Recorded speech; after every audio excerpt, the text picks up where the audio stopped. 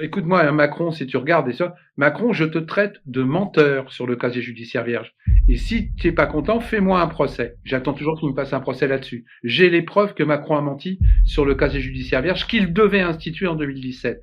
Il l'a pas fait. Aujourd'hui, je le redis, hein, c'est moi l'instigateur, entre guillemets, du casier judiciaire vierge pour être élu, des 396 métiers que j'avais référencés, dont on est obligé de fournir un casier judiciaire vierge pour pouvoir travailler. Aujourd'hui, pour être élu, tu peux toujours avoir un casier judiciaire chargé, c'est légal. Donc c'est un dénommé Julien qui est venu me voir en mars 2017, que je connaissais, pour que Macron inscrive dans sa campagne le casier judiciaire vierge pour tous les élus.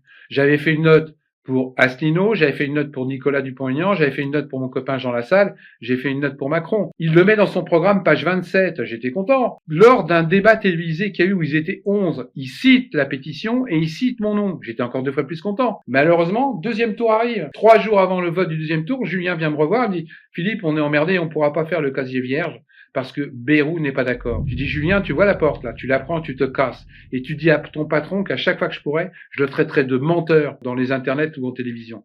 Voilà. Et ces gens-là ont menti. Mais ils ont menti sur plein de choses, c'est pas d'aujourd'hui. J'ai même des élus qui sont déclarés inéligibles et qui sont toujours élus.